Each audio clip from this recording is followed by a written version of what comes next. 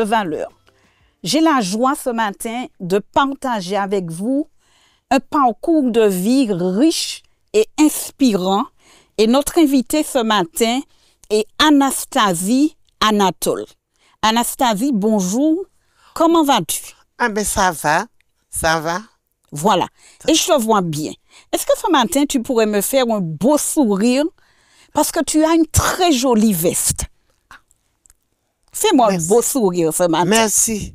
Tu sais bien que les vieilles femmes ne sourient pas tellement, Voilà. mais je vais essayer de faire un beau sourire, si Dieu le permet. Exactement. Si Dieu ne veut pas, je ne vais pas sourire. Et puis ce matin, on ne reçoit pas une vieille femme, on reçoit une fille de Dieu qui a un témoignage à partager.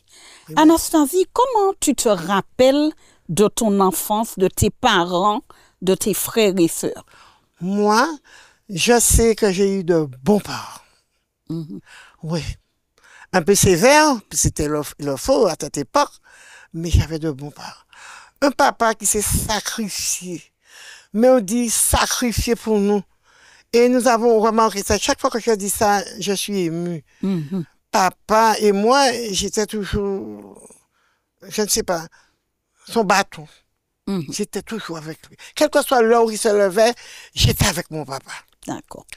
Pour aller traire les vaches, pour aller dans le charbon, pour aller faire de la farine.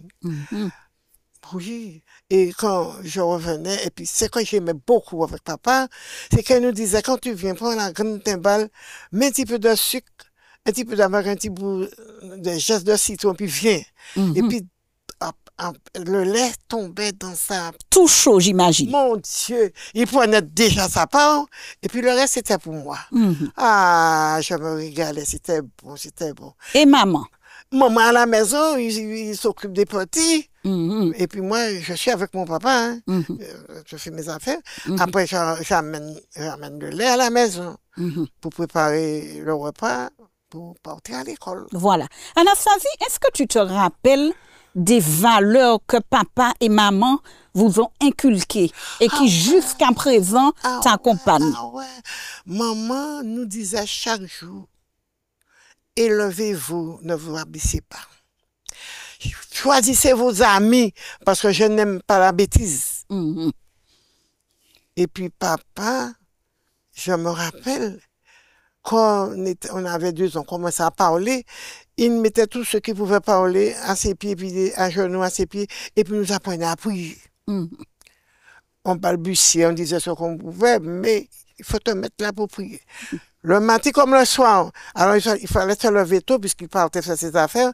Et quelquefois, il nous disait, on va prier le soir, parce que le matin, papa tôt. On va prier plus le soir. D'accord. Et puis, il partait. Mon papa était merveilleux. Un papa merveilleux. Je peux le dire. Voilà. Et puis, on a grandi avec des mœurs bien. On n'avait pas des amis, on faisait pas des bêtises. Il y avait l'heure pour entrer à la maison et l'heure pour ne pas aller nulle part pour rester là. Mais dis-moi, Anastasie, jeune comme ça, est-ce que tu rêvais déjà d'un métier, tu te disais ce que tu voulais faire plus tard? Plus tard, ce que je voulais faire, je ne sais pas, puisqu'on ne te motivait pas dans l'avenir, parce que moi, on ne parlait pas de ça. Comme c'était une agricultrice, c'était la terre qu'il menait, il voulait que tous les enfants restent avec elle pour l'aider. Est-ce que tu aimais la terre, toi? Ah ouais, j'aimais planter, j'aimais aller vendre au marché avec maman, puis je partais seule. Après, quand je partais dans les bois pour aller chercher des citrons, pour aller vendre, pour porter du poisson pour maman. Puisqu'elle était dans son jardin, et la grande sœur faisait la couture, et puis les autres étaient là, parce qu'il n'y avait pas dans la famille avec qui aimait le travail, qui n'aimait pas. Mais moi, j'aimais partir, aller chercher. Je vendais des citrons pour une dame, et puis l'argent, je portais du poisson à la maison. C'était les temps des anchois, gros poissons, belles poissons. Tout l'argent que je vendais, j'achetais du poisson avec tout, puis je portais mon thé à la maison. Ma grande sœur. Et puis là, ce que je voulais, on passait chez la dame d'épicière, on demandait un grand pain. avec des marinades pour te monter, pour partager avec lui. Chaque personne prenait un petit bout de marinade. Et c'était mon plaisir de voir pour manger avec mes soeurs, pour partager avec eux. Exactement. Et quand tu as construit ta propre famille, est-ce que tu as gardé ces mêmes belles valeurs de partage, d'entente, de Oui, travail? il y avait, dans ma famille, il y avait ma grande sœur. C'est elle qui était le pilier de la famille. Maman était nerveuse, puisqu'elle souffrait, on la comprenait, mais quand elle nous faisait des sortes d'humeur, on allait se blottir chez la grande sœur.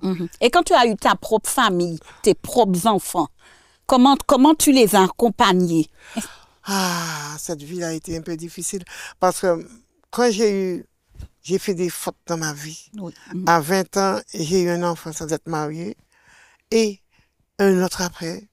Il fallait partir de la maison et laisser mon enfant pour maman. C'est là la misère est tombée sur moi. Hein.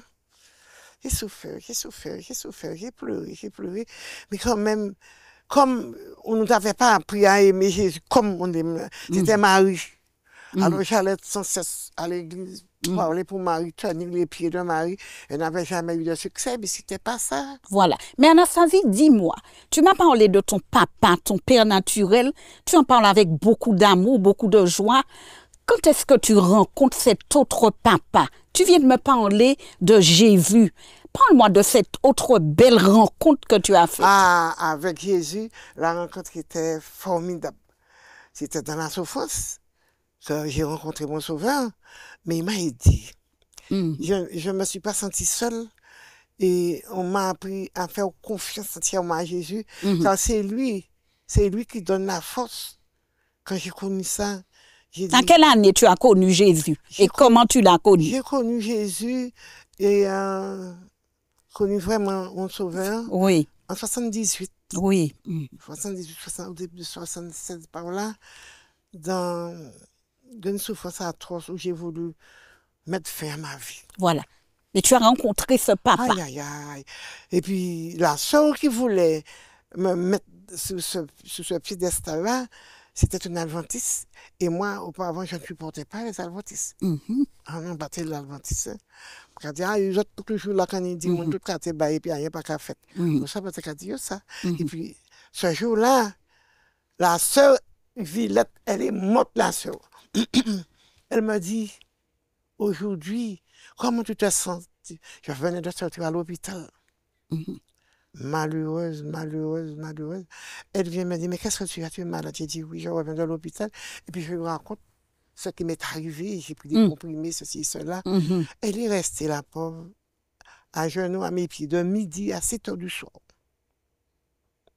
Elle pleurait, elle riait, elle chantait, elle riait. Mais moi, je ne comprenais rien. Et puis elle m'a dit, et je me suis sentie mieux. Je n'ai pas senti de souffrance ni de chagrin. Elle a mis ses mains là.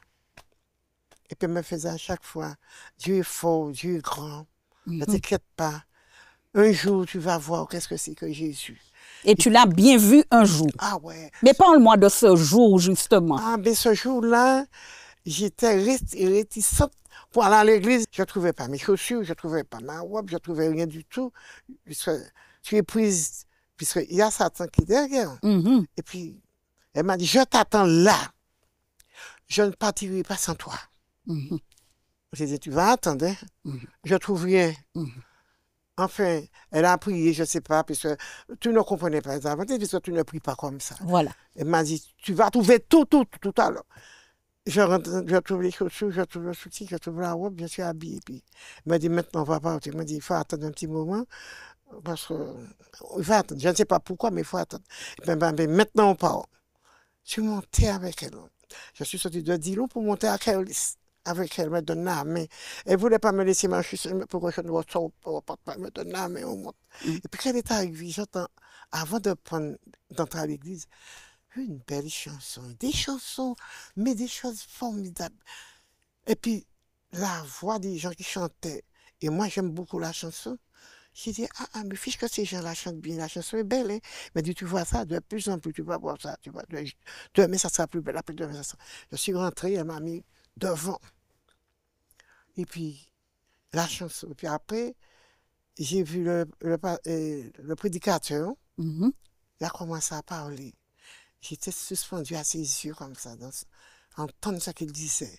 Je me sentais, chaque fois, je dis, mais il y a quelque chose dans son ventre, il y a quelque chose dans son ventre, une personne ne peut pas parler comme ça. Comme ça, je disais. Tu étais touchée. Oui, je suis là, je me dis, mais il y a quelque chose dans son ventre. Une personne ne peut pas parler comme ça. Et puis, on a resté, il a fait 2 mois. Je faisais à l'hôpital des petits remplacements. J'ai commencé à travailler 1 semaine, 1 mois. Après les 2 mois, j'ai dit, mais il y a quelque chose là, hein. Je ne dois pas partir. Hein. Et puis, je suis resté à travailler. Après, ils m'ont mis pour travailler tous les mois. Et puis, quand ils ont fait l'appel pour aller, j'ai dit, je me baptise. Hein, parce que c'est là que j'ai trouvé du travail, c'est là que j'ai trouvé le repos, c'est là que je me sens bien, je vais me faire baptiser. J'ai emmené 3 personnes avec moi, hein, des amis qui étaient allés au carnaval, faire nos affaires. Je dis, on y va, pourquoi on est la belle, on a dit, pourquoi on est pas la belle, nous ne pouvons pas quitter sa chapelle, nous ne pouvons pas. Il y avait 3 sœurs, il y avait la sœur Vignier, la sœur Machin, oui, plus fort. Il y avait la sœur Vignier, et la sœur Jean-Louis, et la sœur Bordeaux, et moi. D'accord. Voilà. Nous allons faire baptiser. Et on a eu la visite de la sœur Valérie, qui est venue nous raconter les affaires de Jésus. Je suis là, je suis comme une personne qui attend quelque chose. Tous les jours, je monte. Je ne veux pas rester un moment ni arriver en retard, hein, dans quoi que ce soit. Et puis, le jour du baptême, je suis assise avec mes soeurs et puis 2 soeurs adventistes à droite à gauche. Mais un moment, je sens quelque chose sur mon dos qui me tue. Je dis, mais quand sur mon dos, qu'est-ce qu'il y a sur mon dos? Il m'a dit, mais tu n'as rien sur ton dos. Qui ça te pénir les dos? Il m'a dit, regardez bien. Mais ça me fait mal. La chose me fait rentrer dans la terre même, je ne peux plus. Et puis les 2 soeurs sont venus, ils sont à droite et à gauche. Il m'a dit, regarde d'elle Satan au nom de Jésus. Puis elle a prié. Au fur et à mesure, je me sens libéré. Je ne ressens plus la douleur. Et tu as pu. Je n'ai plus senti. Tu as accepté le baptême. Il faut aller se faire baptiser. Le faire dans l'eau. Il a baptisé les 3 autres avant moi. La dernière, j'y vais. Et puis, je le regarde. Mais il ne peut pas me faire plonger pour m'immerger, pour être baptisé. Je suis dur comme la pierre. Il m'a regardé, il m'a dit, qu'est-ce qu'il y a, Marcel? J'ai dit, je ne sais pas, rien. Rien, mon frère, rien. Et puis il m'a dit, il a levé sa main en haut. Et puis il a parlé. Et puis, il m'a baptisé. Tu as été baptisé. Retiens ce que tu dis, Anastasie. Tu es donc baptisée et on va continuer donc à partager avec toi ton cheminement avec ce papa que tu as rencontré. Femme vertueuse, femme de valeur, nous nous retrouvons dans quelques instants.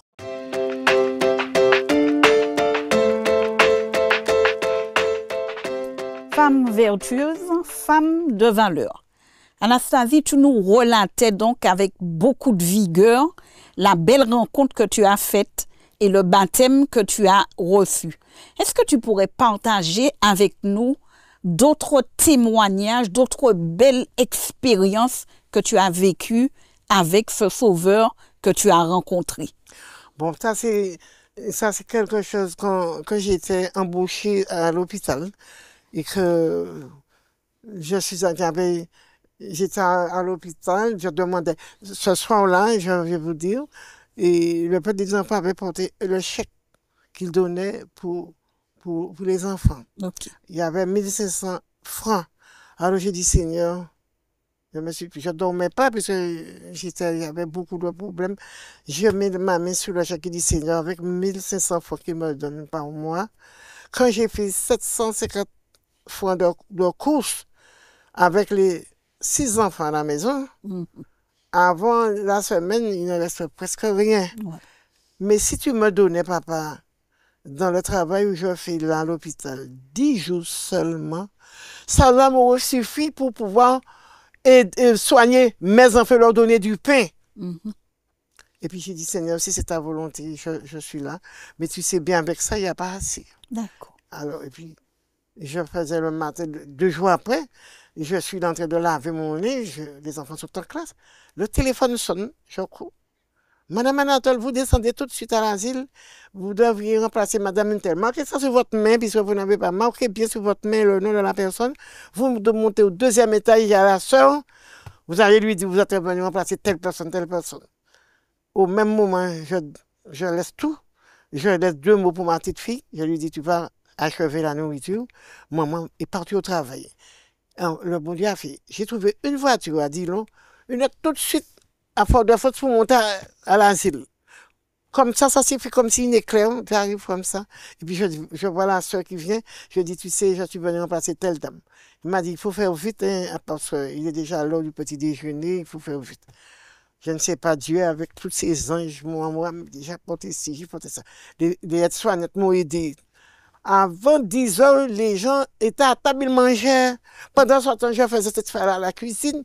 À 11 heures, quand il faut descendre chercher le repas du midi. Alors, vous voyez, ce qu'ils faisaient là, moi, j'étais jeune, j'avais un petit mais de travail. Et surtout, j'avais demandé du pain à mes enfants âgés. Donc, on m'a donné du pain, il faut que je me débrouille pour. Et puis, quand je suis la soeur est venue me voir là, elle me dit, eh bien, une personne comme vous n'avez pas encore un poste à l'hôpital. Les autres qui sont de leur poste ne font pas ça. Ils sont toujours en retard pour faire quoi que ce soit. J'ai dit, je ne sais pas, c'est ma nature qui est comme ça. Avant 2 heures, il fallait ceci, cela, ramener ça. Je devais partir à 3 heures. Et je suis parti. Et puis, le lendemain, je reçois une lettre de la direction. Affaire vous concernant, c'était la première visite là, c'était le 31 mars. Je n'oublie jamais cette date. Affaire vous concernant, à 7 heures du matin, vous devez vous trouver à la direction. J'ai dit, qu'est-ce que j'ai fait encore, Seigneur? Mais je n'ai rien fait. Pourquoi on m'appelle à la direction? Tu sais, dès qu'on te parle de la direction, c'est une faute. Seigneur Jésus, mais qu'est-ce que j'ai fait? Je touche là, je dis, mais qu'est-ce que j'ai fait? On m'amène à la direction. Je vais voir la soeur, il m'a dit, peut-être une bonne chose. Pourquoi tu te lamentes déjà? Tu n'as rien fait, je n'ai rien contre toi. Pourquoi tu pleures? Et puis, le lendemain matin, moi, là, quand j'ai déjà là, je suis triste.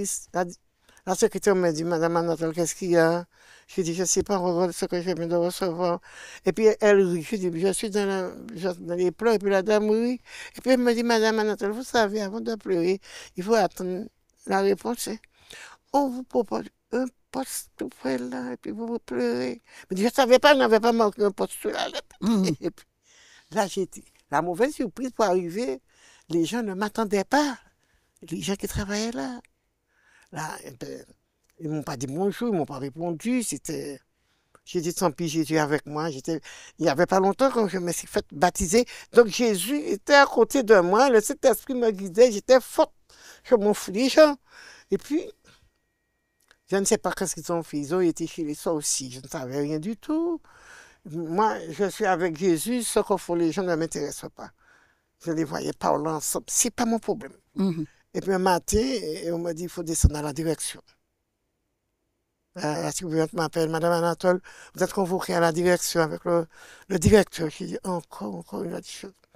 Alors j'étais là, j'ai dit, Seigneur, tu nous as dit. Parce que je prends, il y a des problèmes comme ça, je prends la parole de Dieu. Tu nous as dit, dans les moments difficiles, de tu faire nous donneras la parole facile pour nous défendre et que tu seras avec nous.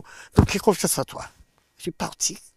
Quand j'arrive, le directeur me voit, je suis décidé, peut-être que je abattu. Il m'a donné une bonne poignée de main, puis il m'a dit, Madame Anatole, bonjour. Je dis, bonjour, monsieur le directeur.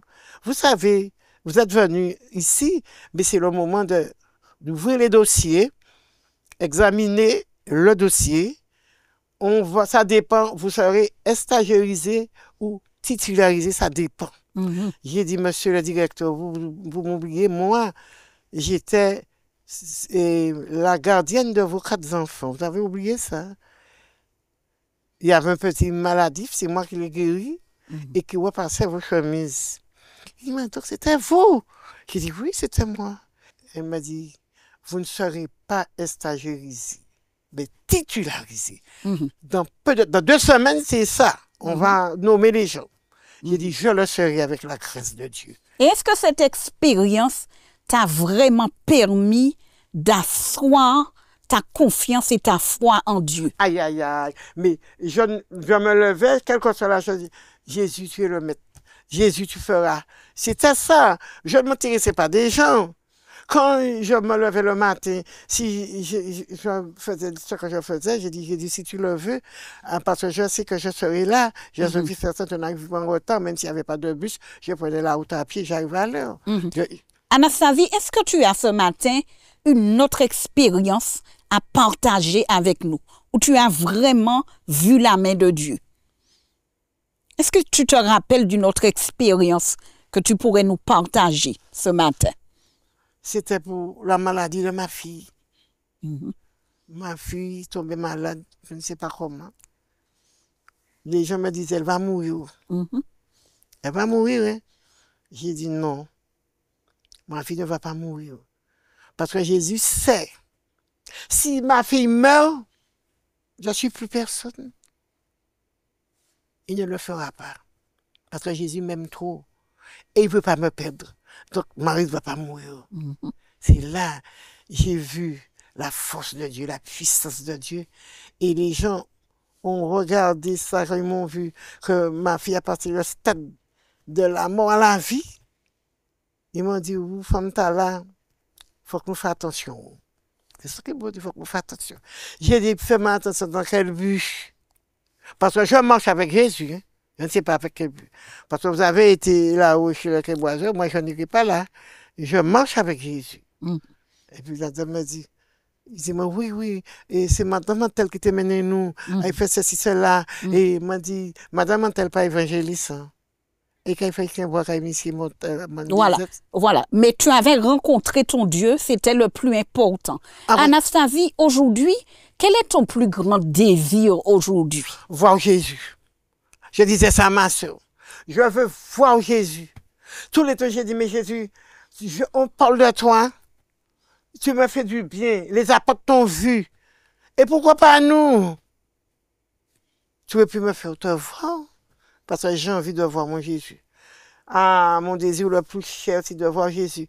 J'ai dit, Jésus, même si je suis par terre, mais je n'ai pas de ciel, je n'ai rien du tout, je suis par terre dans la poussière, mais je te vois, ça ne me fait rien.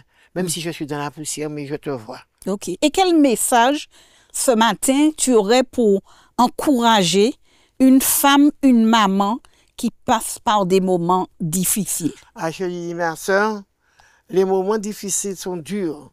Mais il faut avoir la foi et la force de supporter. Car Jésus nous a dit, je suis avec vous tous les jours jusqu'à la fin. Ils m'ont haï avant vous, moi qui suis le bois vert. Je me demande, vous qui êtes le bois sec, qu'est-ce qu'ils ne feront pas de vous? Mais sachez une chose, j'ai vaincu le monde. Alors c'est là ma force. Quelle que soit la méchanceté des gens, quelle que soit la hauteur, la valeur de la personne, Jésus a vaincu le monde. Il va pas, vous qui êtes professeur, ceci, cela, j'ai pas peur de vous. Parce que Jésus a vaincu le monde, vous qui êtes dans les hauteurs, dans les honneurs, qu'est-ce que vous pouvez faire pour moi? Rien du tout. Parce que j'ai confiance en Jésus. Je peux mourir, si on me dit, qu'est-ce que tu veux? Je dis, je peux mourir pour Jésus, ma vie ne m'appartient pas. D'accord.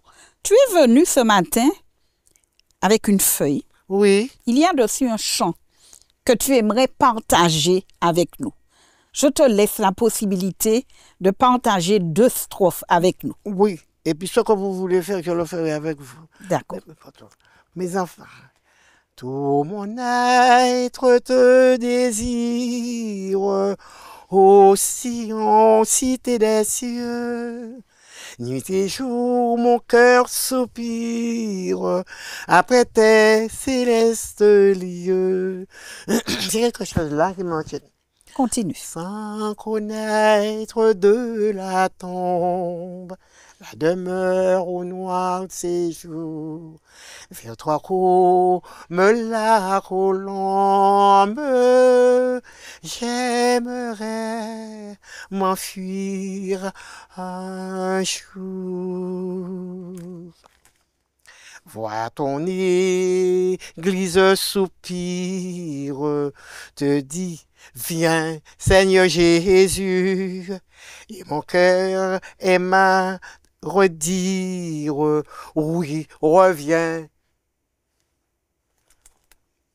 Ne tarde plus, sans connaître de la tombe, la demeure au noir séjour.